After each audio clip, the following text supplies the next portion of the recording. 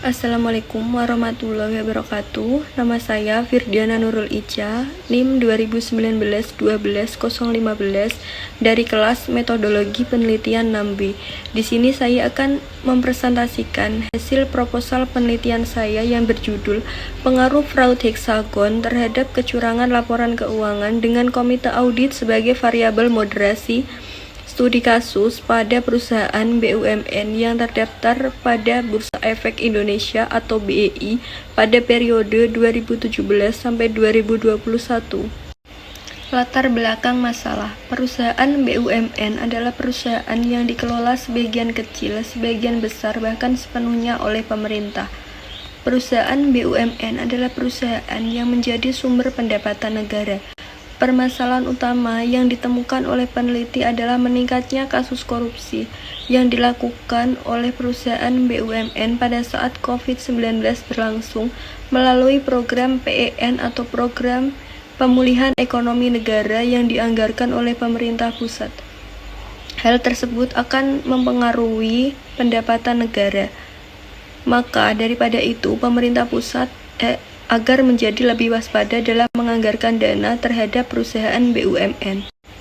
Rumusan masalah yang pertama yaitu apakah stabilitas keuangan berpengaruh terhadap kecurangan laporan keuangan. Yang kedua yaitu apakah pemantauan efektif berpengaruh terhadap kecurangan laporan keuangan. Yang ketiga yaitu apakah pergantian auditor berpengaruh terhadap kecurangan laporan keuangan. Yang keempat yaitu apakah pergantian direksi berpengaruh terhadap kecurangan laporan keuangan. Yang kelima yaitu apakah munculnya foto CEO berpengaruh terhadap kecurangan laporan keuangan. Yang keenam yaitu apakah koneksi politik berpengaruh terhadap kecurangan laporan keuangan. Yang ketujuh yaitu apakah komite audit dapat memoderasi hubungan antara stabilitas keuangan dan kecurangan laporan keuangan. Yang kedelapan yaitu apakah komite audit dapat memoderasi hubungan antara pemantauan efektif dan kecurangan laporan keuangan. Yang kesembilan yaitu apakah komite audit dapat memoderasi hubungan antara pergantian auditor dan kecurangan laporan keuangan. Yang ke-10 yaitu apakah komite audit dapat memoderasi hubungan antara pergantian direksi dan kecurangan laporan keuangan. Yang ke-11 yaitu apakah komite audit dapat memoderasi hubungan antara munculnya foto CEO dan kecurangan laporan keuangan. Yang terakhir yaitu apakah komite audit dapat memoderasi hubungan antara koneksi politik dan kecurangan laporan keuangan. Selanjutnya yaitu landasan teori. Yang pertama yaitu agensi teori. Agensi teori atau yang biasa disebut dengan teori agen adalah hubungan antara pemegang saham sebagai prinsipal atau stakeholder dan manajemen sebagai agen. Yang kedua yaitu kecurangan laporan keuangan. Kecurangan laporan keuangan yaitu penipuan disengaja yang dilakukan oleh pihak yang berkepentingan dan merugikan perusahaan. Selanjutnya adalah stabilitas keuangan. Stabilitas keuangan adalah kondisi di mana menggambarkan kondisi keuangan perusahaan, di mana kondisi keuangan semakin stabil akan menambah citra perusahaan di mata publik. Selanjutnya adalah pemantauan efektif. Pemantauan efektif adalah kondisi di mana perusahaan memiliki unit pengawas yang secara efektif mampu mengawasi kinerja perusahaan. Pengawasan yang baik akan mampu meminimalkan potensi kecurangan laporan yang akan terjadi di perusahaan. Pergantian auditor. Pergantian auditor adalah kondisi di mana perusahaan mengganti auditor yang mengaudit mereka sebelumnya agar dapat menyembunyikan jejak kecurangan yang berhasil diaudit oleh auditor sebelumnya. Yang selanjutnya adalah pergantian direksi. Pergantian direksi adalah kondisi di mana salah satu faktor pendorong terjadi financial statement fraud karena dampak dari perusahaan tersebut adalah adanya upaya manajemen untuk memperbaiki hasil kinerja direksi sebelumnya.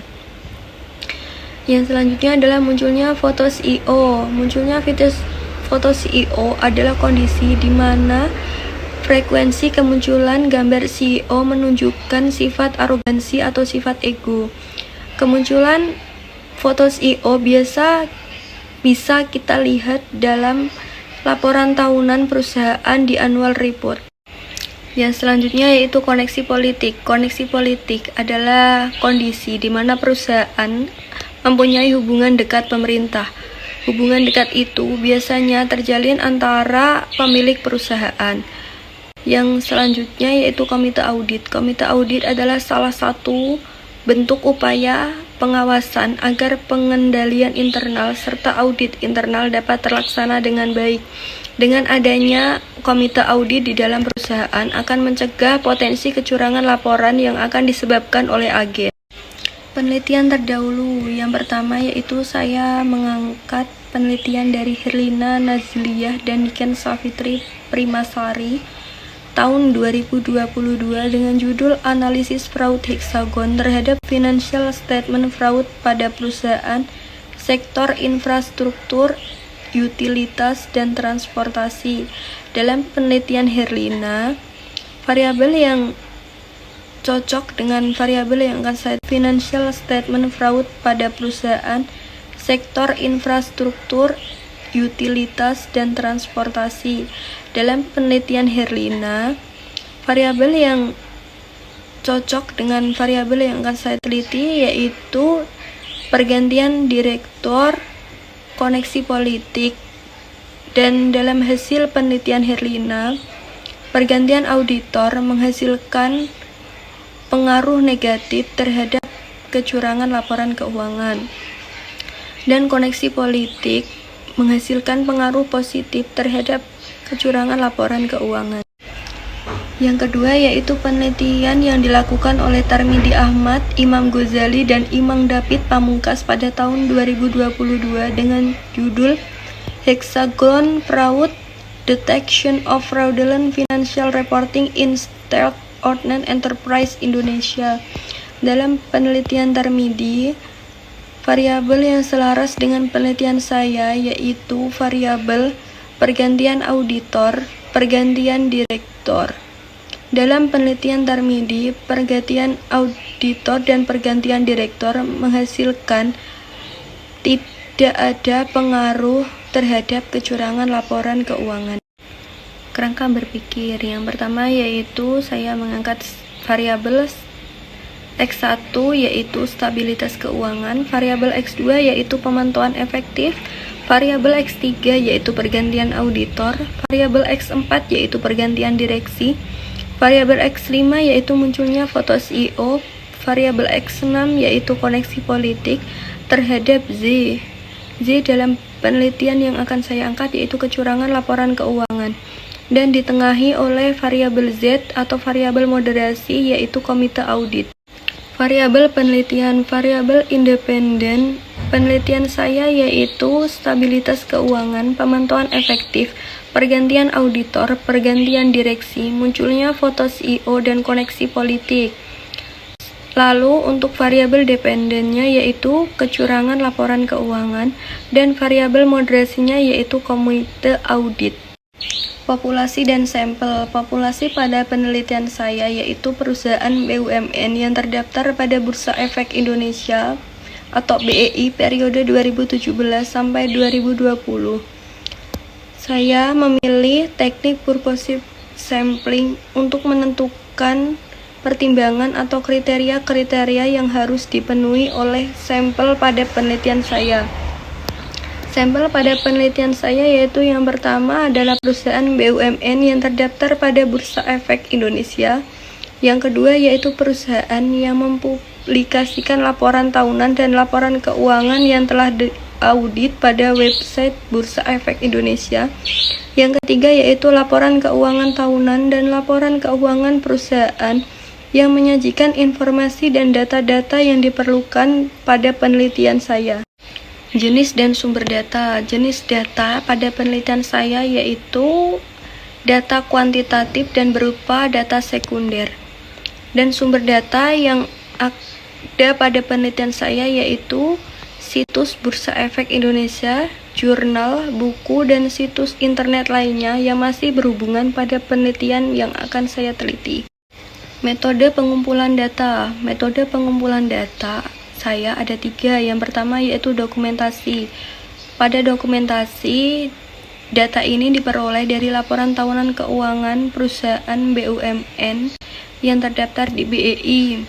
Yang kedua yaitu observasi. Pada observasi yaitu dengan melihat laporan keuangan tahunan perusahaan BUMN yang bisa didownload pada website atau situs resmi Bursa Efek Indonesia yaitu www.idx.co.id. Yang terakhir yaitu studi pustaka. Studi pustaka diperoleh dengan melalui atau melihat jurnal ilmiah, artikel, buku, dan berbagai sumber lain yang masih berhubungan dengan penelitian saya. Teknik analisis data. Yang pertama yaitu uji overall model fit. Dalam uji overall model fit terdapat dua. Yang pertama yaitu mean dual log likelihood. Uji ini dilakukan dengan melakukan perbandingan nilai log awal dan nilai log akhir untuk mengetahui apakah model regresi sudah baik dan sesuai data. Yang kedua yaitu Nagelkerke R-square. Uji ini dilakukan untuk menilai seberapa besar variabel independen dapat menjelaskan variabel dependennya. Yang kedua yaitu uji Hosmer and Lamisus Goodness of Fit. Uji ini bertujuan untuk mengetahui apakah data yang digunakan telah fit dengan model penelitian dan tidak ditemukannya adanya kesenjangan antara model dengan data, sehingga model dapat dikatakan fit. Yang ketiga yaitu uji multikolinearitas. Uji ini bertujuan untuk mengetahui seberapa besar hubungan variabel independen yang dipilih. Yang keempat yaitu uji tabel klasifikasi. Uji ini bertujuan untuk mengetahui tingkat perkiraan model regresi dalam menentukan benar dan salah dalam model penelitian. Yang terakhir yaitu uji regresi logistik. Uji ini bertujuan untuk menguji hipotesis penelitian. Hipotesis penelitian dapat diuji dengan menggunakan Stata 16. Terima kasih dan sekian presentasi dari saya. Wassalamualaikum warahmatullahi wabarakatuh.